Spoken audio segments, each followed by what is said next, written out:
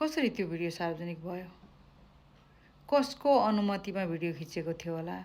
कसले सार्वजनिक गरेको? अझ अगाडि पुलिसहरू बसेका छन्, बिचमा त्यो बसेको छ। एउटाले गर्मी भयो एसी लाऊ भनेको छ।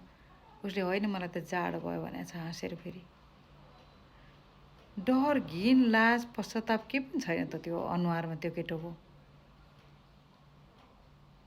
अझ कत्रो ठुलो पहलमानी गरे भनेर सुनाएको छ। यसपछि यस्तो भयो, यसपछि यस्तो भयो भनेर त्यो सुनसान घरमा तन्ना कहाँबाट आयो होला, डोरी कहाँबाट आयो होला, यिनीहरूको सबै प्लान त थियो होला त्यो सबै।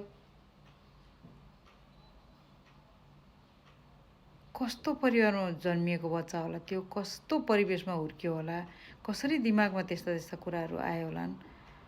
अनि यस्ता बलात्कारीहरूलाई सजिलै फाँसी दिनु रे। फाँसी भनेको त एकदम सजिलो सजाय हो नि।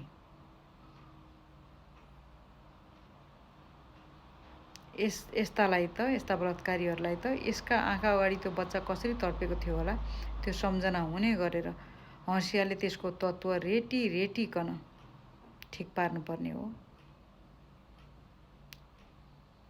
अनि त्यसपछि के हुन्छ नुन चुक लाउने अनि कारबाही गर्नुपर्ने हो। अनि तडपाई भनेको के हो थाहा हुन्छ। यस्ता जनावरलाई त्यति सजिलो सजाय हुनु हुँदैन।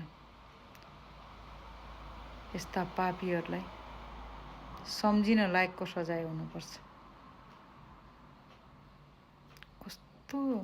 कस्ता घटनाहरू सुन्नुपर्छ बार बार, एकपछि अर्को, अर्कोपछि अर्को। अनि यस्तो सजिलो सजाय दिएर यिनीहरूलाई बार बार उत्प्रेरित किन बनाउने?